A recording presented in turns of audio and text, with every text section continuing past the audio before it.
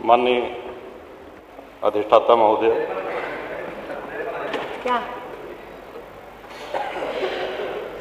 आवाज दबा तो नहीं रहे ना आप? नहीं नहीं, अरे आपकी आवाज कैसे दब जाएगी? आप बोलिए। लोग है ना, क्यों चिंता करते हैं? आपने बजट पे बोलने का अवसर दिया, इसके लिए आभार। महोदय, मैंने 2 वर्ष पहले भी अपने बजट भाषण में ये कहा था कि कोई भी बजट न इतना अच्छा होता है जितना सरकार बताती है और न इतना बुरा या खराब होता है जितना विपक्ष उसको कहता है। ये माननीय मुख्यमंत्री जी द्वारा प्रस्तुत 10वां बजट है और अपने आप में एक कीर्तिमान है। आज तक कोई भी मुख्यमंत्री उत्तर प्रदेश में 10 बजट, वो भी लगातार, प्रस्तुत करने का कीर्तिमान। और इसके साथ ही साथ माननीय वित्त मंत्री जी का ये 9वां बजट है। और ये इसलिए मैं कहना चाहता हूं कि आप जितने पुराने वित्त मंत्री होते जाते हैं उतने ही और सक्षम, उतने ही और सबल होते जाते हैं। उसी तरह से हम लोगों को देखा करें, क्योंकि आपकी एक आदत है, हम लोग कोई काम लेकर के माननीय मुख्यमंत्री जी के पास जाते हैं, वो कहें कि ये खन्ना साहब देखेंगे, सुरेश जी देखेंगे। जब आपके पास जाते हैं तो आप कहते हैं कि भाई दांत के डॉक्टर को घुटने का दर्द बता रहे हैं, इसको आप वहाँ जाइए। तो अब आप इतने सक्षम हो गए हैं कि आप दांत के दर्द का भी उपचार कर सकते हैं, आप घुटने के दर्द का भी उपचार कर सकते हैं, शरीर में जो जो व्याधियां हैं उनका उपचार करने में आप सक्षम हैं।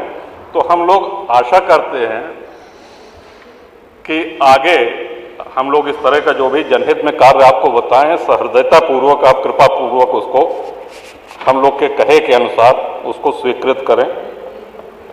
महोदय, धन्यवाद प्रस्ताव पे 2-3 महत्वपूर्ण सुझाव हमने दिए थे। एक जल जीवन मिशन पे अधूरे पड़े काम और जल जीवन मिशन के काम के कारण जो सड़कें खुदी हुई पड़ी हैं। दूसरा सुझाव, विधायक निधि से हम सभी माननीय विधायकगण जो असहाय लोगों का उपचार करते हैं, करवाते हैं, पैसा देते हैं, उनके नियमों में सरलीकरण हो।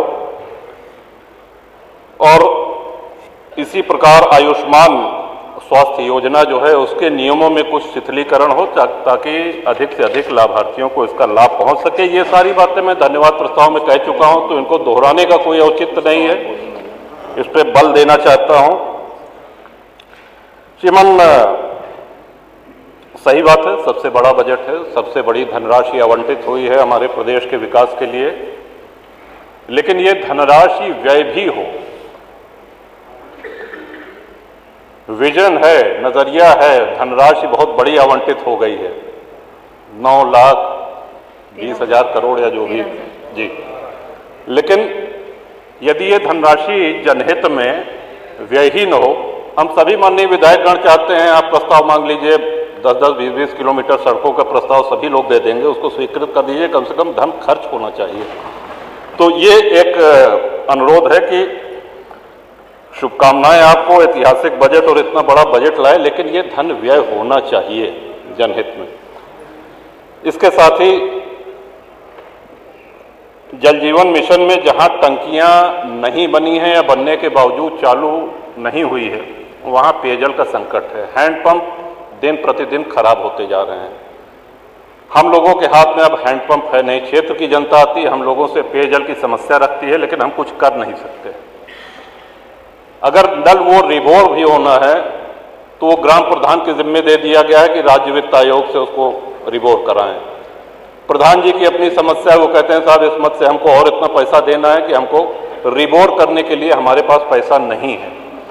तो इसमें अनुरोध है, सुझाव है कि जब तक जल जीवन मिशन पूरी तरह चालू ना हो जाए, घर घर नल न लग जाए, तब तक हैंडपंप इंडिया मार्का 2 की योजना आप इसको कृपा पूर्वक चालू रखें।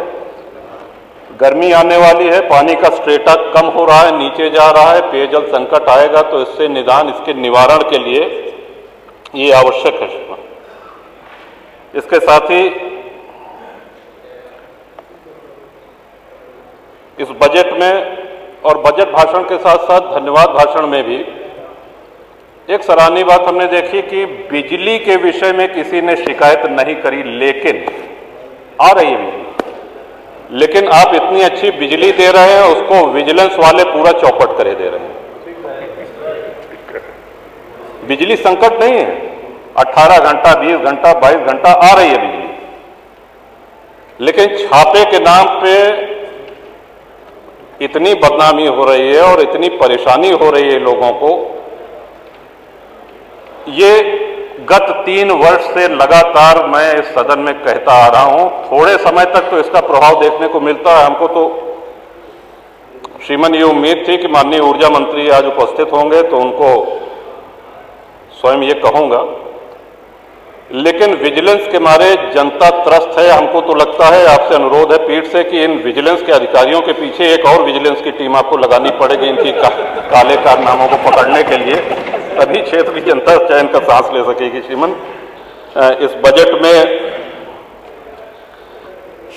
अल्पसंख्यकों को और मदरसा के लिए 2058 करोड़ दिया गया, जो बहुत अच्छी धनराशि है, स्वागत योग्य है।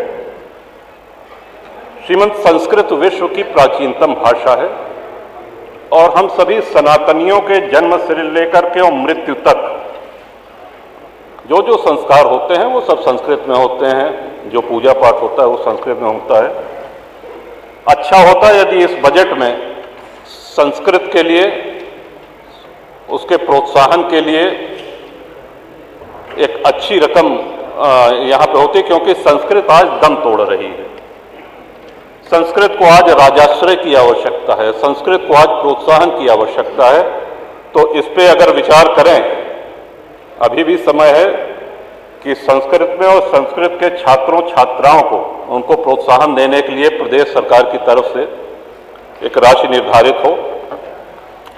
इन्हीं सब बातों के साथ श्रीमान माननीय वित्त मंत्री जी को अपने 9वें और माननीय नेता सदन मुख्यमंत्री जी को अपने 10वें बजट लगातार का जो कीर्तिमान आपने बनाया है, और आशा करते हैं कि आप इतने सक्षम वैद्य हैं कि जो जो बीमारियां हमने, मोना जी ने, माननीय पांडे जी ने और सभी दलीय नेताओं ने, पक्ष विपक्ष के, इन सबका उपचार आपके पास है।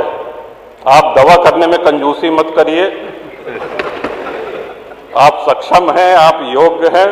इस प्रकार आपको आपका बल हमने याद दिलाया, सभी लोग दिला रहे हैं, और आशा करते हैं कि हम लोगों की जो जनहित की सभी समस्याएं हैं उनका आप पूरा निराकरण करेंगे। माननीय अध्यक्ष जी, बजट पे बोलने का अवसर दिया गया, इसके लिए बहुत बहुत आभार। एक अभी राज्य कर्मचारियों का एक पत्र आपके माध्यम से, ये कि राज्य कर्मचारियों का कोरोना काल में नगर प्रतिकर भत्ता बंद कर दिया गया था, जो अभी तक बहाल नहीं किया गया है। अन्य राज्यों में कोरोना काल में जो भी भत्ते काटे गए थे सभी बहाल कर दिए गए हैं, केवल उत्तर प्रदेश में बहाल नहीं हुए हैं। बढ़ती हुई महंगाई, शहरी क्षेत्रों में रोजमर्रा की वस्तुओं की कीमतों में भारी वृद्धि को देखते हुए इसे बहाल कर दिया जाए। इससे कर्मचारियों का कार्य करने में मनोबल बढ़ेगा। श्रीमान, इस अनुरोध के साथ अपने बजट भाषण को समाप्त करता हूं। बहुत बहुत धन्यवाद। वंदे मातरम।